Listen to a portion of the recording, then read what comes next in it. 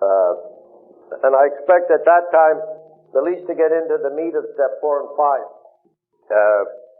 knowing that they are continuations of the first 3 steps. The first 3 steps are trust. To be at the meetings are vitally important. You cannot make it without the meetings, AA or Al-Anon. But what I'm trying to stress now is that there's a lot of deeper stuff that has to go on. That you've got to dig in and start bringing some of the unconscious stuff up to the conscious level so that you can start changing the behaviors. And then that is what's going to be able to get you to be feeling better about yourself. And that, what are the real concepts in our life continually about ego reduction and about hitting bottom and about surrender. I've been a lot of horror stories about hitting bottom. As you can imagine, I live those every day of my life, being at the, on Skid Row. And you just shake your head. And, but unless there's surrender, it absolutely does not bring about any type of growth experience whatsoever. It is just a cacophony of one horror story after another until the story's over, which is basically death. And so when we're dealing with the first step, it's what are the realities of that we look at, so that, again, we're talking about life, get to freedom, happiness, peace, and serenity, which are not pious puffballs in the sky, but documentable, measurable, behaviorable, observable actions in relationship to other people in the journey. All right? And then in getting into the second step, yes, we got to get out of the driver's seat, but that doesn't mean turning everything over to everybody else. What it does mean is getting the humility and consistent humility to be able to accept what other people, first of all, to accept other people, and then to accept what they are saying, and start working on them, and not just rejecting it because we're better or more superior. Remember, there's a terrific amount of grandiosity and big shotism, and I know, that I can do it, and all of this type of stuff. And we have to say, when we start going from what I call compulsive behavior into redeemed behavior, you've got to go in the directions which you are mostly not inclined to go, and make yourself do those things for growth purposes.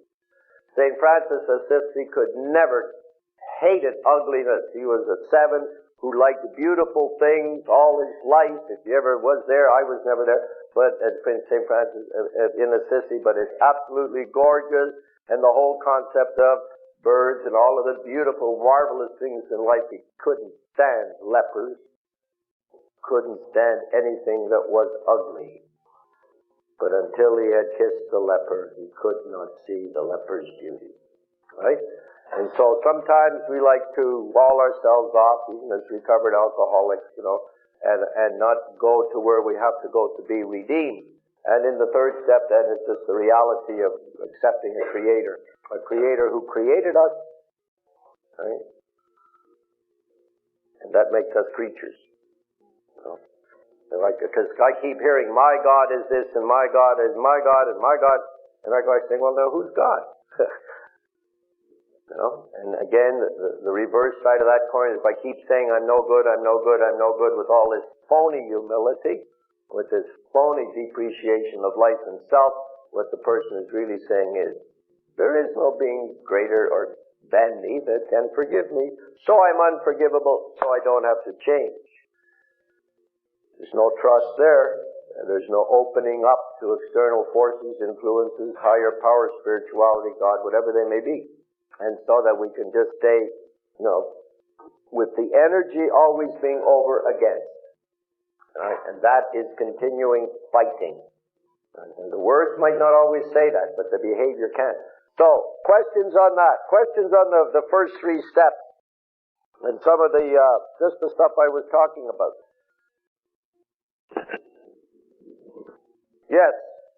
I don't ever get a question specific to that, but you're just talking and opening up, and I wonder if you've got a guideline that you would offer to distinguish between how far you would open up at an open meeting if you were the speaker or a discussion meeting as opposed to when you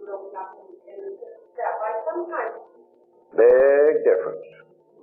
Yeah, I'm just wondering if you could offer some sort of guideline, because I think I've seen people open up what appears to be a little too much in the context of a meeting, and it seems to not turn out very well for them.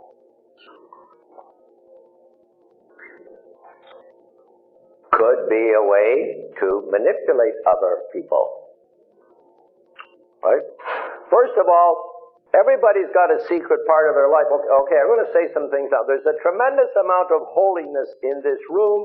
There's a tremendous amount of sanctity in this room. There's a tremendous amount of wholeness in this room. All right? To quote, I forgot. It does get better. That's Brayton Davy. Cardinal Newman. Right? All of the sanctity and the wholeness remains hidden because we are scared to share the secret of our hearts. Right? Now, in answer to your question, there's appropriate places to do that with appropriate people you can trust at appropriate times. There's also in every human being, right, a sense that should remain secret, right? And to share that with the person which he wants, or does want, or maybe not at all, right? Although when we get talking about the 4 steps, it is not appropriate, to use an open meeting to, depending again on what personality type you are. Like a lot of us, the type of personality I am is that the more I can shock people, the happier I am. I mean, you don't know how good I am being today. But most people would say, please excuse me, I really don't want to say this, but shit. Now, when I say shit, I mean it. And if I see people squirm, great, right? That's an 8, which means we love to be bad. Okay? So there's about 9 different character types like that, personality types. Some people could get up and exploit the senses of other people at an AA meeting by shock value. Right? Let me really show you how bad I've been. And I'm going to be very, very truthful with you after hearing 50,000 fifth steps. People tell what they want other people to hear. Okay? And so certainly there is appropriate behavior to always respect the people we are talking in front of, right? Not to scandalize or just shock for shock value, or to really get them to feel sorry for me, or really get them to offer help or pity or whatever. Right? That is not appropriate. At the closed AA meetings is certainly, and Al-Anon meetings just the same, is sharing with people how we're getting well. What is the reality of this step today to me? Right? It's not going by, like again, life is now. And I haven't got my glasses. But whoever was reading this thing read some very, very beautiful things just now that are very pertinent to what we're talking about right now. It's now. Now's the opportunity we have. And so when we're at the closed discussion group, it's sharing with people how we get well. Yes, alcohol got into my life. Yes, what is alcoholism? It's a conflict between behavior and values in the drinker.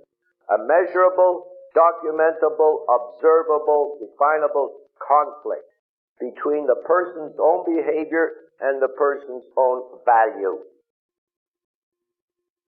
Now, it took me 7 years to become an ordained Roman Catholic priest. Within 363 days, I came through Ruby Foo's nightclub window. And ended up in a hospital where my father was the head physician for 26 years and where I had been saying Mass 2 days before. Is that a conflict in values? If there's one person here that doesn't think that's a conflict, we have another place for you, right? But that is certainly not the gift that God gave me. It is certainly not where I spent my energies for 7 years, getting up at 5:30 and doing all the wild things we had to do. prayer for 5 hours a day and get all these degrees, and then in the summertime pitch 30,000 bales a day to end up in the Laughing Academy. So, measurable period. That's it. You don't have to go into all of the, remorseful stuff that went on. And sure there was, because the real hell of alcoholism is waking up at 3 o'clock in the morning knowing you are not the person you are supposed to be. Right? And, certainly affecting all kinds of other people. So I'd say we have to be sensitive to the other person's feelings, right? And what is contagious? Bonum diffusivum esse. That's Latin for goodness diffuses itself and is contagious.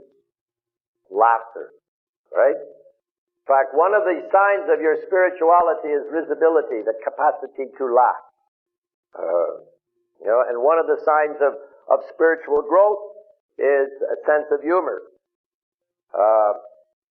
If you do not have that, you can get locked up pretty rigid. And alkies can get pretty rigid, where no one would ever think of making fun of them or anything. And if we cannot allow our brothers and sisters to laugh at us, something, in good humor, not poke fun at us, but laugh at us, then there's something seriously wrong, right? We're taking ourselves much, much too seriously.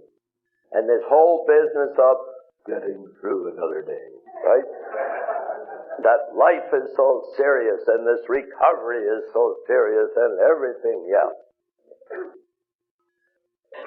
Again, what you've got there is an over-definition of a personality. Whenever you show me an over-definition of a personality, give me time and I will find a compensation someplace else, right? And so therefore it's not really living and let live, it's not living and let go, it's not being at one with the universe, enjoying and getting along with, but it's fighting it. So I say you have to be respectful of other people's feelings with about how much you share. Now in the fifth step, that is something totally different, and that is something that is with someone you trust implicitly. You always make sure you get somebody who knows what they're doing, and has done it, and has some credibility, and who you trust. Right? And are able to share that, because what you're going to share is, the divine side plus, the shadow side. That's okay. Yes? Hello, Bob. Father, my question pertains to psychic change and spiritual experiences in the appendix and spiritual experiences in the text. And I find my question really is psychic change and spiritual experience. They may be one and the same. And when I compare the appendix to psychic change, I find a great similarity, but I find a dissimilarity in the text. And in that, in the appendix and in the psychic change, it would seem that even an atheist or an agnostic could experience that psychic change. Can an atheist or an agnostic have a spiritual experience? Is that possible, or is he just fooling himself? No, I think it's possible. Again, the spiritual experience is developing the sense of solidarity within yourself so that you are able to accept the stranger coming as a bearer of gifts. The simplest way I can put it. Psychic change is conversion, metanoia.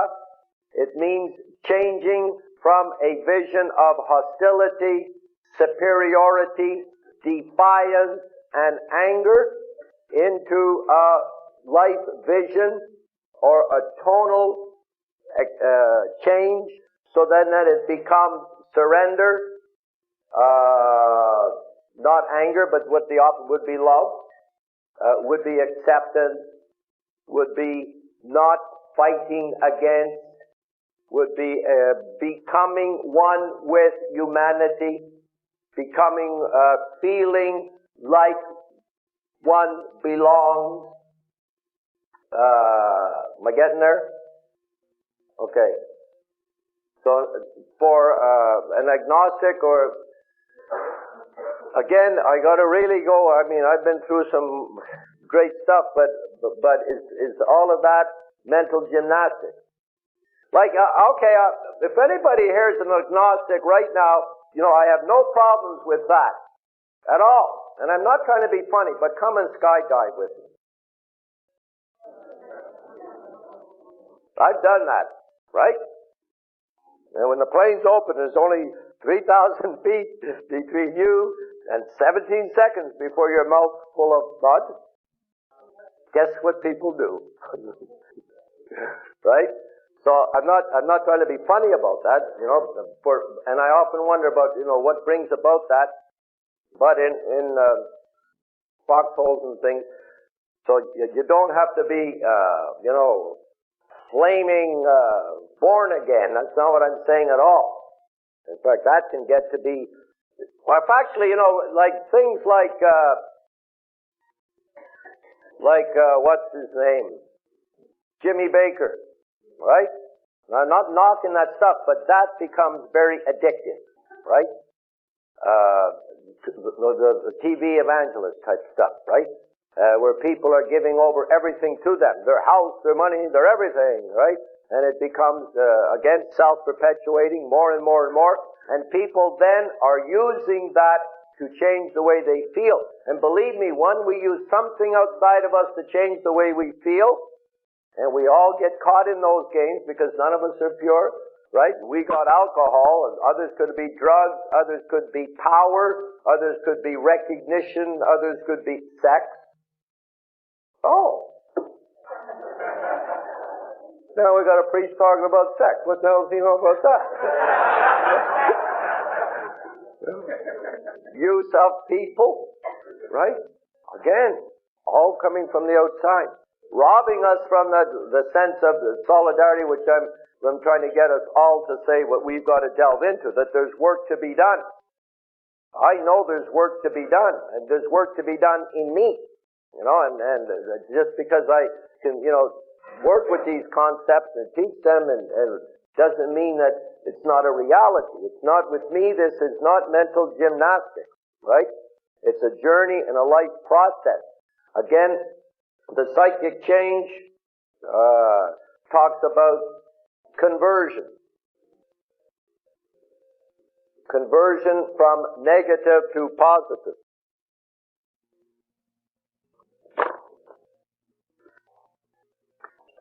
I was just reading about it at noon. Changes which transpire during a conversion, a psychological event in which there is a major shift in personality manifestation. You grouch? Okay.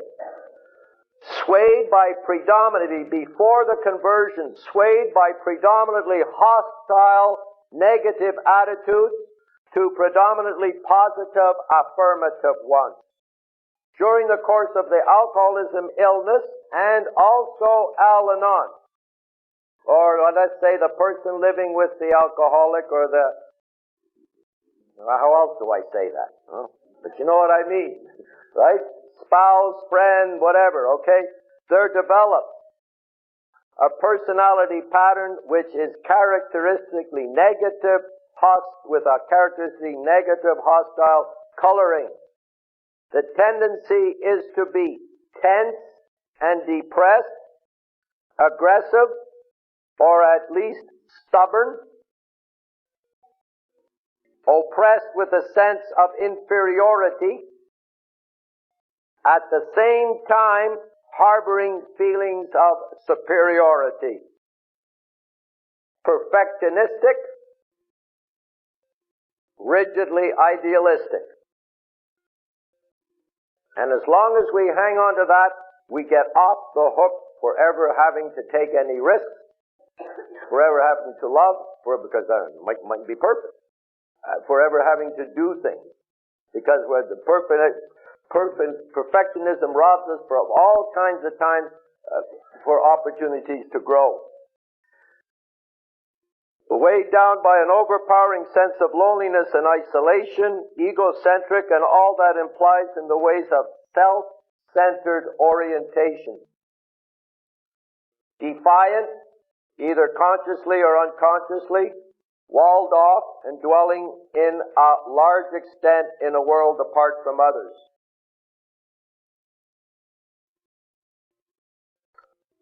Does that answer it?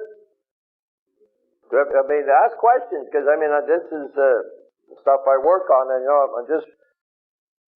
it's not magic. The conversion process is not a willed experience. It's not something I will. But it comes about by the hitting the bottom, and unless the hitting the bottom is followed by surrender, nothing is going to happen. We'll just go, oh well, another bump in the road, chin up, stiff upper lip, da-da-da-da, and go all the external things on it. But the hitting the bottom is, I was reading that, we just walk around with the Mona Lisa smile on our face all the time. I'm just trying to find that part. But it is not something which is brought about. Act of surrender is unconscious, not willed by the alcoholic.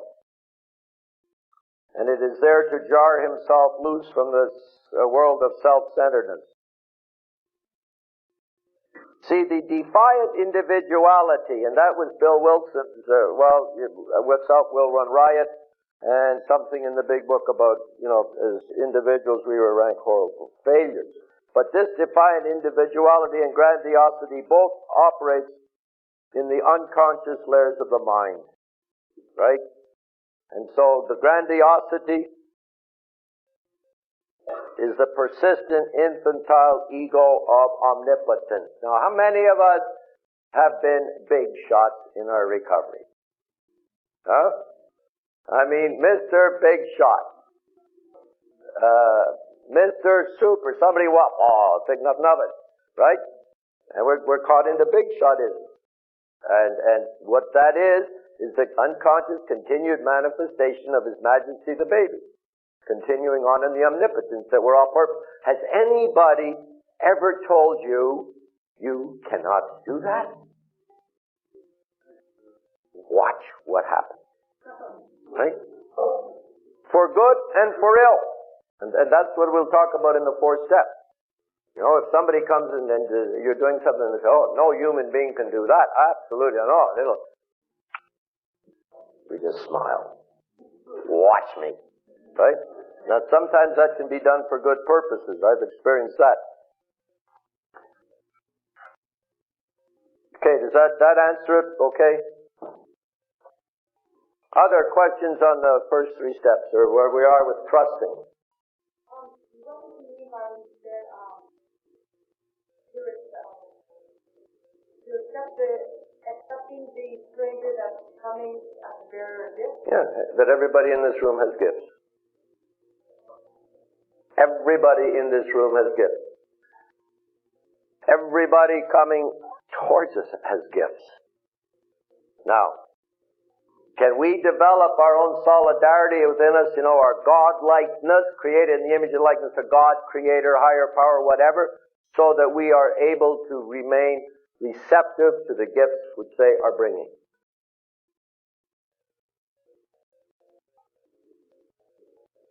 Means listening. Means a lot of things. Being present to people. Means no more comparing. It means sometimes being quiet, sometimes not seeking applause, sometimes, not trying to be star of the show, sometimes, not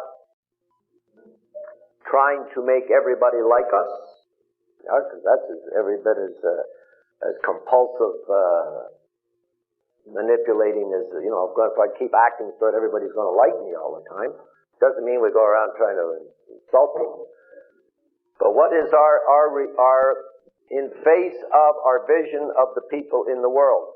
And that means with the people around us, And that means how do we handle, you always hear, pray for your enemy. Isn't that nice?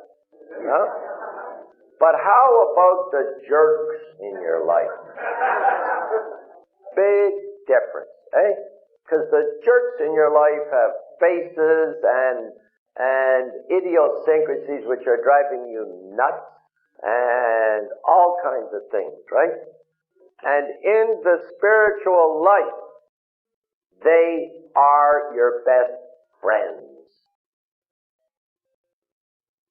Doesn't mean you're going to like them.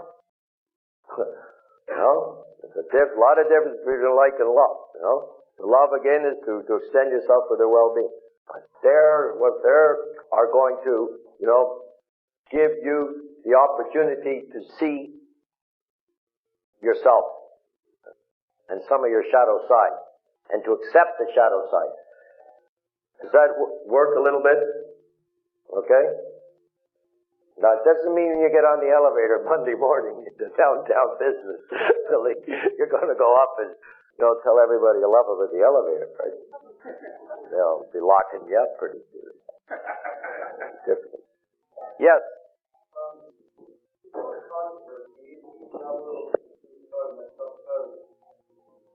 God's will for us, you know, we say, like, let's set out to do something, it doesn't turn out the way I planned, we say, or I say at times, oh, must not be God's will for me. Then, if I set out to do something, it does turn out the way I planned, then I say it's God's will for me, like me. How do I know what's God's will for me? How can I be simplified? Yeah, it makes a lot of sense. Yeah. Sure it does. What's God's will for us and what's God's will, you know, my God, that's the big thing. The only thing God can will is good. God cannot will evil. God cannot get mad at you. God does not go through horrendous things of punishment. You know, all of those things, I know where they come from in the Old Testament. They had to encouch things and they had to talk in the things of which those people were familiar in the symbolisms of which they knew. God is love. Period. Now, you know, what is God's will for me? That's the continual opening up to that. Continual saying to yourself, does God approve of what I'm doing now? And then you give it your best shot. You're the only judge for that. You can keep growing on the journey, and what worked when you were 15 years old does not work anymore, and so many people get caught in that. Well, when my religious training was 15, and they told the nuns or priests or this told me that, but now I'm 37 and it doesn't seem to be working. It's not supposed to be working at 37, right? Whatever age. But all you're doing is asking yourself, does God approve of what I'm in any situation in your life, in any relationship you're involved in any associations with other people? Ask yourself that question. You'll get your answer. You don't have to be running around to priests and rabbis and counselors and, you know, like I know tons of people in AA who have 18 sponsors because they know which sponsor to go to get the right answer, right? I mean, if this sponsor's in a situation which is contrary to what people would think would be a good situation, but I find myself in this, I go to him. And I know he can't say no. Right? I'm just saying. But the only thing God wills is good. Now, you know, you're going to say, sometimes he'll say no. You know? The greatest gift God gave any one of us in this room, alcoholic and Al-Anon, is pain. And how we swore and yelled and screamed and blamed and projected and did blame every other, and that went on, and you know, we threw our little omnipotent baby infantile tantrum fits. But if that pain had not been there, we would have never changed. Because we stay in a comfortable place in life and we just keep doing things that are comfortable over and over again until it gets uncomfortable. And we know that we can't keep doing it. And that we are alcoholics, we deny it. Other people kind of tell us that we can't be doing it. The police, the doctor, whatever.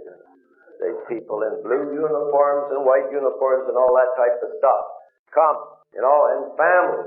And the same with the Al-Anon. If the pain isn't there, we just keep doing it. But evidently the pain gets, and the words are always sick and tired of living the way we're living. Now, sometimes it'll take a 2x4 to make our attention to get that, and so that we can really start seeing the chaos that's been caused. Okay? But again, what we do is sometimes we anthropomorphize. Very fancy word is meaning to put human limitations on God. How could God forgive me after all of the things that I've done? God, higher power, fine. Not us. What we do is we put human limitations on it and say, well, I can't expect anything of myself, therefore no that. And so then we get God is our Santa Claus, God is our needs provider, God is our buddy, God is this, God is that, God, and we're on a earth. That's not where it's at all. He is the creator of the universe who creates, for a purpose. That plan is continuing to evolve. Now, is there evil in the world? There are 40 wars going on right now. And this beautiful earth which we are created to learn to love each other. And I did go up to read, and before the noon hour I went upstairs in the rectory and read, and what's-your-face got off on mental insanity. The big story of the world, okay? Babbitt, what's her name? Babbitt got off on mental insanity, okay? So now the ping pong game has started. Right? Because the next column said the feminists are screaming victory, and now the male chauvinists are saying, we'll get you. Right? So again we get into the eternal ping pong game, which is going on all the time. All the time. That's why Jesus didn't hit back. If Jesus hit back, it would be an eternal ping pong game when it started. Who's right? Who's wrong? Who's the problem? Who's not the problem? Right? And it never ends. Until we stop it ourselves and get into what is acceptance of other people and forgiveness. Other questions on the first 3 steps, or first part, or whatever I've said, or haven't said, or want to say, or want me to say, or whatever. Okay, we got a half an hour to look at the 4 steps. Okay, now, again, remember this a program of principles, not personalities. This is not a moral rearmament shot. A moral rearmament program is a program which goes around and you confess all your sins to everybody. Very, very stupid. Right? I know of a whole football team that was dissolved in a matter of no time. Because the players went to the owner confessing their indiscretions. Wow, that's a do it for me anyway. Okay? That's not what we're about. What we're about is freedom, happiness, peace, and serenity. How do we arrive at that? Okay? And now we get down to the internalization, but first of all, realize what we've done is we've learned something about trust. And this is where you have to go associate in AA at a deeper level than just drinking the coffee and sitting in a smoke-filled room and busting out of here as soon as the last minute of the meeting is so that we can get home and get out of here. That same walled-off theory. We have to learn down. How many of us came in here trusting anybody? No way, Jose.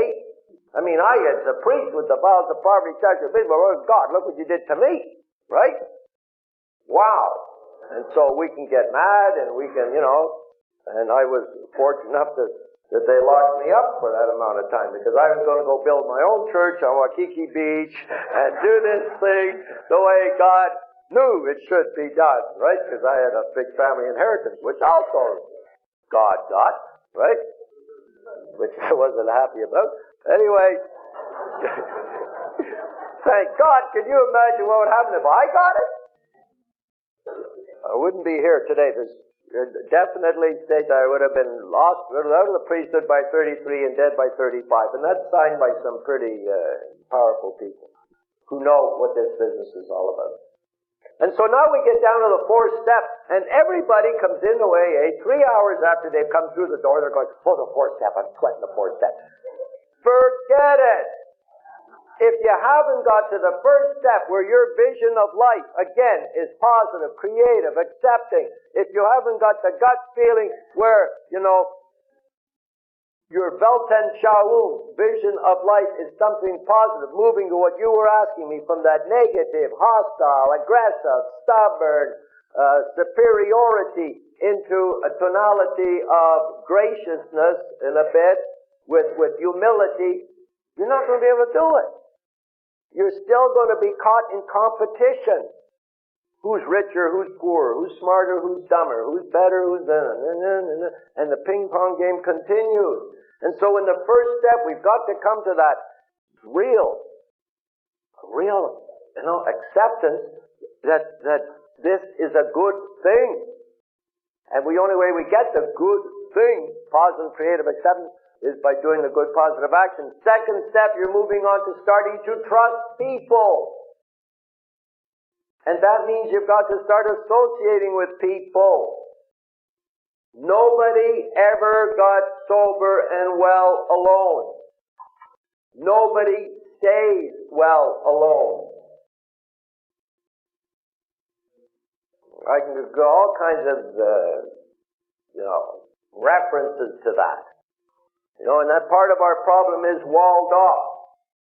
The alcoholic song was, I don't belong. I don't belong. Born at the wrong time. And so, when we get into the second step, it's that business of at least being able to, and learning to trust. Learning to trust. When somebody says, can you make the coffee? Say, yeah. Or pick up the ashtray, say, yeah. And you start doing it that way. You can't say, no, I can't pick up the ashtrays because I got a sore finger and I'll break them. No. Somebody says, give a talk, say, yeah. Well, I can't. I haven't been in long enough. How long have you been in? 22 years. See, scared to risk. What difference does it make if the only mistake you can make is not to try? Look, I'm 60 years old. I haven't seen a puck for about 9 years, but I'm out there, right? Don't tell the other guys or they'll leave me from the trip. The next trip's Winnipeg if his arm straightens out. Now, if they know I don't see the puck, they'll leave me at home. But anyway, and because of that, the last time we played in Toronto, like $240,000 for the Cancer Foundation, because a bunch of broken down old guys like myself are out there hamming it up. Now, do you think I go on the ice and go, oh my God, Frank Mahovlich is there. Oh, what happens if Frank Mahovlich shoots the puck? I'm going, oh my God, it's going to be piece of cake. Right? So I put it in the net, the defenseman's fault, But to sit back and not give life your best shot, and I have a lot of problems with that. In fact, when I first started doing Skid Row stuff in 1967, before the days of welfare, people had to live by their wits, and they were full of vinegar, right? And my God, they used to look at me and blink and say, hey, but Padre, life's nothing but a great challenge. Give me $1 for my flop ticket because tomorrow they get me flop. They see a piano and they go over and they play a concerto. Go dancing down the street, do a soft shoe routine, wink 3 times. They'd have $14 in their hand. They go buy 2 bottles of Molly Pitcher and Thunderbird. And they come back and say, yeah, life's a challenge. And then when I first 5 years down there, I'm alone in a building that no one had lived in for 5 years. And there's 120 guys in front of me. We do not have $16 between us, all of us together. I've been up all night and I'd say, look, there's 132 of the world's best con artists in here, and one of us has a Roman collar on. And if we can't get what we need to live through this day, we should just throw ourselves in the river. Hey, look off by the week while we have more garden fun than you could shake a stick at, right? And we did it. We sold Christmas trees, we did cotton picking thing, we laid tile when people... There's one church in Detroit where the tile, because bosses in AA, these guys are great bosses. Anybody lay tile? Everybody, right by, right? Who's the superintendent? 15 guys. Well, the pastor called me, he said, holy cadoodle, what happened to the main aisle? The pattern's going like this, right? I said, it looks like the winding roads at Jerusalem. Very symbolic. Very. Can of paint, if I could, I had a 1917 fire truck. I used to know where the paint was stored in these places. I'd go right in and I'd just pick up the paint. The guy would be yelling at me, you can't take that paint. I said, look, every kind of paint I take for a 3-week absolution. Do whatever the hell you want for 3 weeks. I'm taking this paint out of here because you're in violation.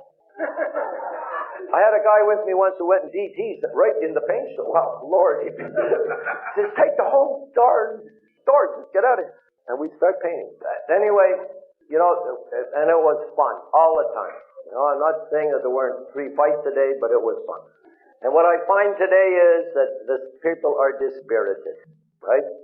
I mean, that's the saddest thing. Every night I put 50 guys to bed at the brothers, and the guys are, I walk out, what the heck's going on? Is this a morgue? You know? You're all 25, 28 years old. It looks like a morgue, and they're all hooked on that terrible thing called Star Trek. Oh, wow. But I'm supposed to have them in the shower. But and I figure, you know, we've lost a tremendous amount, eh? And I want to pick on the political systems or whatever, but people have lost the need to get along with other people because their biggest concern is where's the check coming from. And that has taken superiority over people. And okay. So now we get into this 4th step.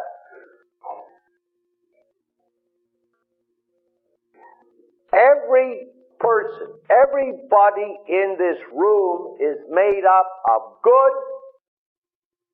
and of some shadow side. All right? And the thing which we try to hide is the shadow side. Now, I'm not saying the shadow side is sin. I'm not saying the shadow side is intrinsically evil. I'm not saying that. But what I am saying is the shadow side is that which is in you, which you do not want anybody ever to find out about. For all kinds of goofy reasons too. Pride, respectability,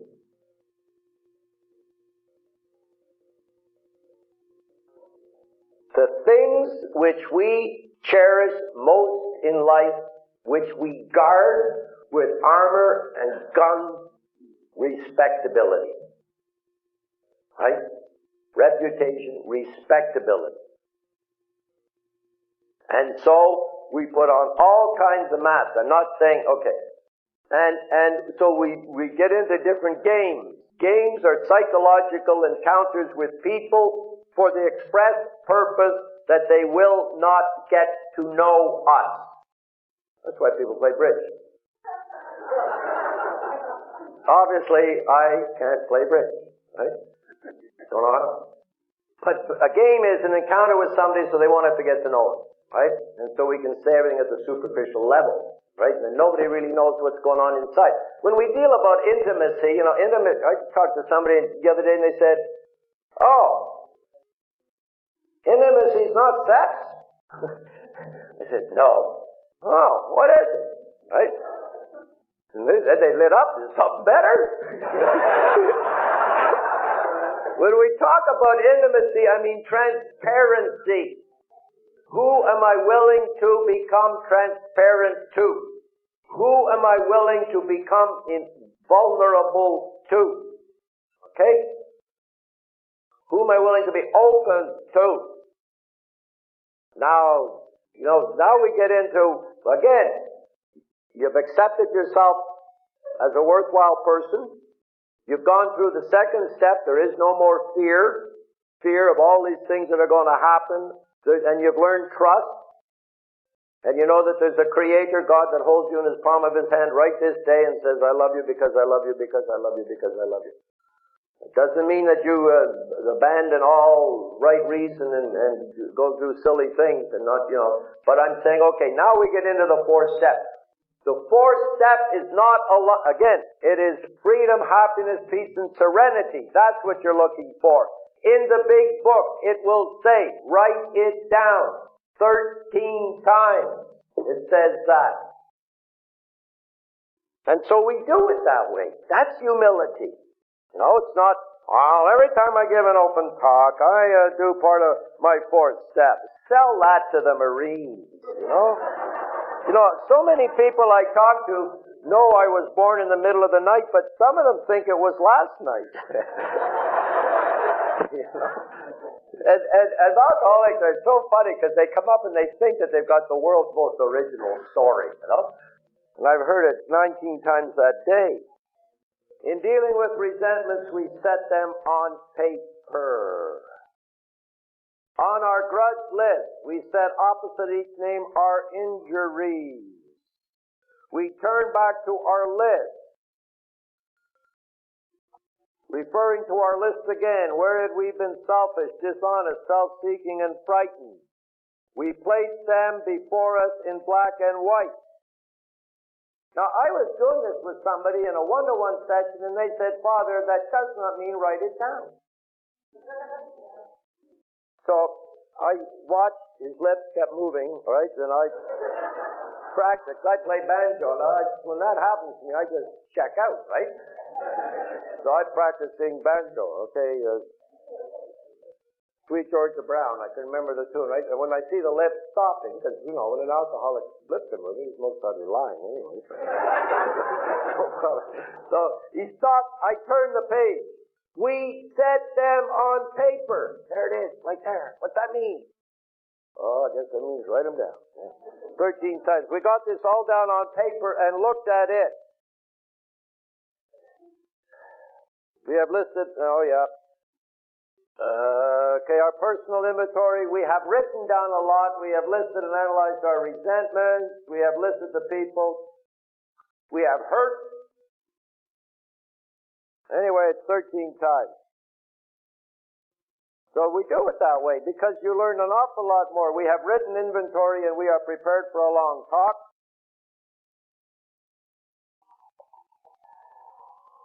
Well, yeah, that's it, 13 times. I must be close to that by now. And then, and the other time people will always come to me and say, well, when do we take the fourth step? I've been in Alcoholics now for 37 years, and I don't really know if I'm ready. Page 64. So our decision is a vital, step 3. Oh, here's something that's very interesting. You know, when I'm doing that with people, I say, well, who'd you take your third step with? They go, what? Take your third step. Father, what are you talking about? You're talking about the fifth. No, the third. Oh. Page 63.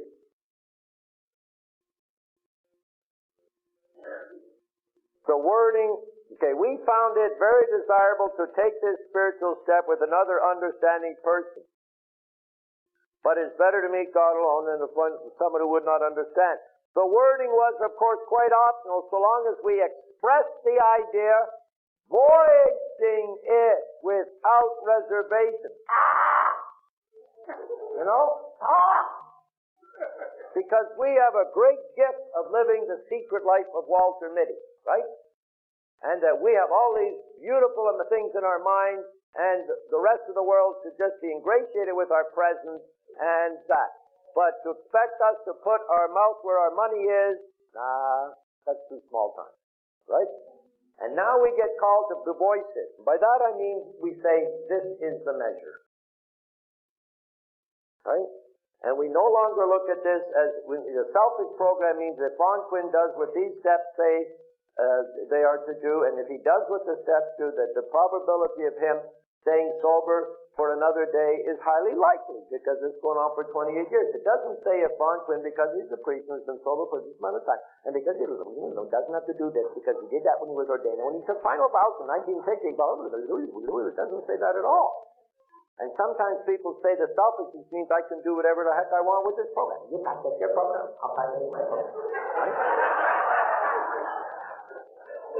Don't bug me, I won't bug you. Right? Seriously, I'm saying that funny way because it's tragic. How many people are just, fighting against each other, just trying to make this thing happen. Skirmishing, that's the word I was looking for. Skirmishing all the time. No. Okay, so, what we're talking about is the program. It says, rarely have we seen a person fail who has thoroughly followed our way. The third step is you take with that with somebody else. And then the next page it says, no, that's the wrong page. Okay, they thought the decision was though our decision was vital and crucial, it could have little permanent effect unless at once followed by strenuous efforts to face and be rid of the things in ourselves which had been blocking us. What has been blocking us from relating to the people in the world, God, our higher power, or whatever? What are those things? As I've been trying to bring out to you, a lot of it's at the unconscious level. We are not even conscious of it. So how do we bring it up, and how do we start dealing with it? For one thing, pencil and paper and start writing it down. Second thing, it's not a laundry list of every bad thing you ever did. Oh my God, if you're Irish and Catholic, is it ever pathetic? These guys write their inventories, they pull down the blinds, they think they're going to sell it to Playboy within a week, they think they'll be making movies of it. You know, it's the pride. Oh my God, you know, no one's ever done the things that I've done, ever, you know, and they figure and it's a joke. And that's not what this is about. Yeah, alcoholism has 44 symptoms, okay? Those 44 symptoms touch all of us in some way. And, you know, we could do a fourth step now and everybody would have to cop out to, yeah, we've all done it. It's just different names, different faces, different times, okay? What did intolerance do to us? What did jealousy do? What did anger do? What did fear do? And there's tons of guides about those things. The important things are to make sure you're in the right frame of mind. You don't start writing the fourth step down when you've just got the divorce papers, the house burning down, and the family pet just died, and say, I think I'll go write my fourth step. All that is going to come out of that is negative. But what's got to come out of it is positive stuff to find out, you know, what's making you tick. What are the gifts? You know, the saddest thing, you want to know something really sad? If I gave you each a piece of pencil and paper and said, write 10 beautiful things about yourself, there would be people here tonight at midnight. Saying, I got 3. Is making my bed this morning count, Father? Yeah, I got 4! I got 4! Okay? God didn't put you here, you know, to do that. You know, and so what do we do? How do we become aware of that? No, and I'm not saying that you go around like, you know, saying, mirror, mirror on the wall, who's the fairest of them all? You are, you know. No, that's not what we're talking about. But there's a lot of things that can be, a lot of opportunities we have to stretch. And we're not stretching because of fear. We're not stretching because maybe I won't succeed. And the only mistake you can make is not to have tried. You know, does God or anybody need our great successes? What is success anyway? And in the field of alcoholism, I won't even try to define it because it's relative to each individual that's coming in. And everybody has their own definition of what it should be. And we impose that on people. He had a slip, huh? Yeah, of course he had a slip. I know I had a slip. Didn't take the step, but we don't judge. I said, no. You don't go up to a diabetic in a coma and say, here, have some M&M's. Let him drink till he really hits bottom. You know, do we get a little uptight about when someone's pulling on our lifeline? Whew. Yeah, and if somebody doesn't do it our way, let me tell you the way you feel. Forget it. That's not accepting a person in their gift. Even though they might be struggling with it. I'm not saying I'm the last guy in the world that's going to be, if you've ever had to work with me, that's going to be tolerant or non-intervening. Right? We intervene in big ways, big time. Grab the body. So okay.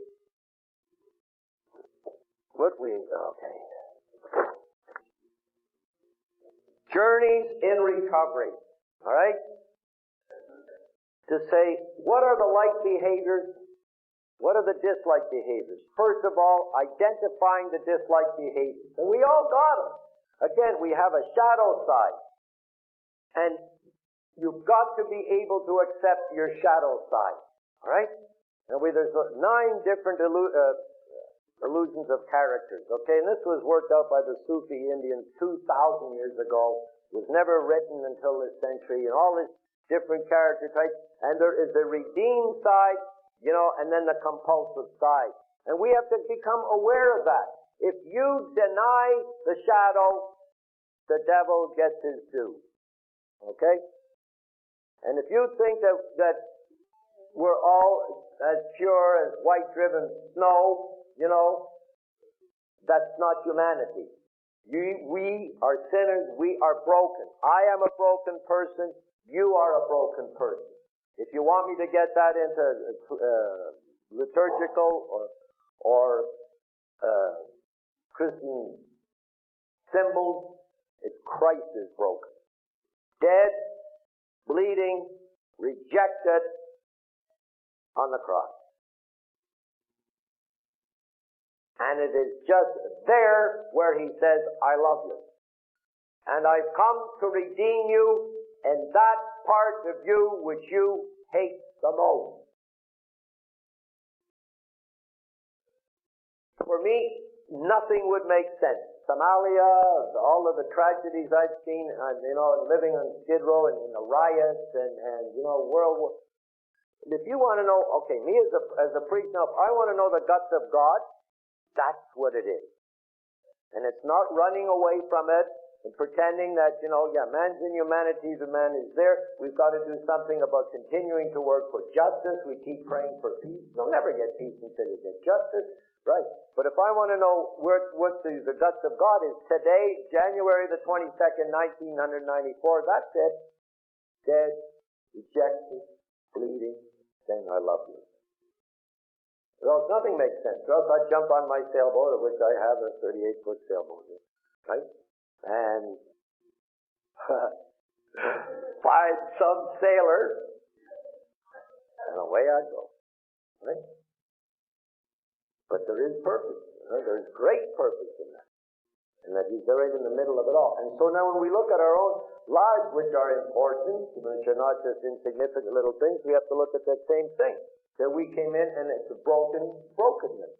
And so we have all of these demonstrations of brokenness which we have to start dealing with.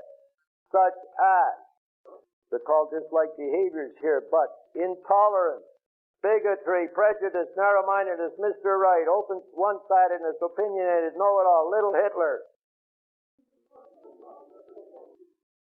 Brokenness, resentment, bitterness, righteous indignation, injustice collective, envy, slow burn, revengeful, grudging, holding. Self-pity, poor me, feeling sorry for myself, hopelessness, despair, depression, spoiled. Nobody knows the trouble I've seen. How I have suffered. Nobody understands me. Jealousy, mistrust, suspiciousness, green-eyed monster. Where have you been for the last hour? Who are you looking at?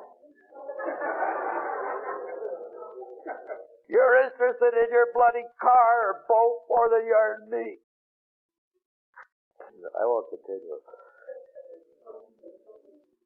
Fear of rejection. Seeking approval. Approval seeking. Apple polishing. Goody-goody. Dripping sweetness. Take that grin off your face, Backslappers. Wallflower. Losers. Antisocial. Loners. Antisocial. Backwards. Oversensitivity, touchiness, thin skin, feeling easily hurt, fragile. You hurt my feelings. I'm a very sensitive person, don't you know? You don't understand me. Dislike, non-assertiveness, passive, compliant, wishy-washy, withdrawn, too agreeable, too afraid to speak up, bump on a log, little eyes, dormant. Fear of failure, need to win. Ooh. Competitive. Hard driving, over-ambitious, or not trying at all, sticking them out, lazy, irresponsible, giving up. False pride, big eye, vanity, egotistical, big shot, arrogant, boastful, conceited, phony. Dislike short-term self-interest, selfish, self-centered, rip-off artists, disregarding others' interests, me first and only, inconsistent. Go look after number 1. Worry, fretting, stewing, making mountains out of molehills, apprehensive, uptight, ruminating. Now, the like behaviors. For instance, I like my concern for other people. I like my ability to make others feel at ease. I like my treating people with respect. I like my being understanding of others. I like being helpful towards family. I like being helpful towards friends and neighbors. I like my courtesy. I like my kindness. I like my humor. I like my appearance. I like my intelligence. I like my health, my education. I like myself as a worker, as a parent, and as a spouse. I love of nature. I love skiing, athletics, playing ball, music, art, painting, domestic skills, okay. Now you get into how do I start changing dislike behaviors, or what I call shadow side, into like behaviors, and that's brought about by action. And this is all written down, and you got worksheets on it. Okay. Tolerance. My spouse likes to eat dinner at 5:30, and I like to eat dinner at 6:30. Which we have told each other, the old way of thinking for the unredeemed alcoholic, my spouse must do it my way, the right way, or else deserve to be punished. So it's the idea in our head, the feeling, I'm angry, frustrated, and the action, I punish my spouse. You're nuts. Don't you know when to eat? 5:30 is a ridiculous hour. Now, okay. Now the same things, the idea, the feeling, and the action. That's what we got to put in. Now what's the idea? My spouse and I have different ideas about what time supper will be. It's really not the end of the world. No, the feeling is I still get a little bit irritated, but happy that I am not punishing her anymore, not acting out. Right? And the action is I don't punish my spouse at dinner. What I'm trying to say here is that, it ain't going to come about by just thinking about it. What are the things for blocking you? Again, if I put that piece of paper and said, write the 10 beautiful things about yourself, people are going to be here at midnight. That's horrible. That really is, especially for AA and Al-Anon with the gifts of the fellowship and all of these steps and the opportunities we have to grow and make mistakes and bang heads and do all kinds of things and still not be full of vim, vigor, and vitality. Oh, that's the tragic part. And sure, that's all covered in there somewhere or other, just trying to be pleasing to people. And always, doing what they want to do, but never really standing up to that. It's very polite and everything, but inside you could be seething with hostility. And not able to stand on your own 2 feet. And then you have feelings of guilt and all of the negative stuff comes backing in, and then where's the trust? It's not there. So the purpose of the 4th step is to bring out the beauty in you. I say this to people, if God was to look right down now, would He see the beauty of His creation in the twinkle of your eye? Getting through another day. Bonum depressivum est. You are going to be the only big book anybody reads, be they in A or out of AA, and if goodness isn't diffusing itself, what are they going to see? What is one of the big things that attracted you when you came into AA and Al-Anon? People laughed. I'll always remember that stupid guy who met me at the door of my first meeting. I had horses, and his name was Frank, and he looked like my horse, He had big teeth. And he was smiling. Can you imagine God's gift to Christendom locked up in Chicago, and this idiot is smiling? He doesn't realize it's a tragedy that the whole Christianity is in. Right? And he's laughing. And smiling. And we look around and we say, ooh, these people are laughing. And about 6 months later, we let go with our first big laugh. Ha! Oops, so doozy. Call the doctor. What happened to him? He laughed. First time in 6 months. Oh, we snickered a lot of people all through our lives. But first time we let a good laugh when we pulled 2 muscles in our back. Now what the 4th step is about is how do you get that? If you can't find the joy out of living, that ain't anybody else's fault but yours. Really. You know? And what I'm saying is, yeah, we got to accept the shadow side, and that's us. And that's exactly where God loves us, because that's what He comes to redeem, and that's what we come to share. When we talk about the fifth step, that's what we come to share. You will never join the human race if you do not take a fifth step. You can go to AA meetings 3 times a day, or go to a Pontifical Institute.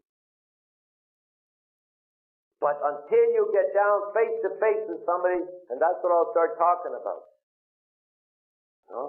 Now again, you know, it's a matter of your own deep spirituality. And that means the beauty in you, and your relationship with your Creator, and your relationship with God. And you're not just doing it because everybody in the group's doing it, or because you just read this book on this guy, or you just read this book, or this guy sounds great. No, we go fishing around for someone the answers that we need. You got to stop all that and say, hey, where's it really at with me? Now, what are the values in life that I'm willing to stand up and die for? It's much harder to live for them than to die for them. So what are the values in life that I'm willing to stand up and live for? No? And not just let the rest of the world run me, or because everybody's doing this, or the news is, what are those things? Where do I stand up in my individuality and be able to share these gifts? Now, unless I've taken the 4th step, I'm not aware of what they are. And if I just go to meetings and do it, what I'm going to hear is a lot of people spilling negative stuff. Sure, the 44 symptoms are there. Yeah, the loneliness brought us into this, the jealousy brought us into this, the intolerance brought us into this, the anger brought us into this. All relatedness with other people, by the way. Recovery, and a 4th step is the journey in relationship to other people. That's why it is so funny, peculiar, that all the alkies I dealt with and have said to me, well, Father, you know, I'm one of the most fortunate people in the world. My alcoholism never hurt anybody else. No, and say that with sincerity, really believing it, you know. So you just, I'm sure he's going to say another 8 months or something, right? But that's how defiantly blind we get. You know, so, you know, when I do the AA retreats for the weekend, starting all weekend, where everybody has to get to know everybody on a first-name basis, and that's really an exercise. You know, even in groups this large, everybody would know everybody's name by Saturday night when we start Friday night. When I get to the 4th step, it's one question they have to write down. One answer to one question. What makes you enthusiastic?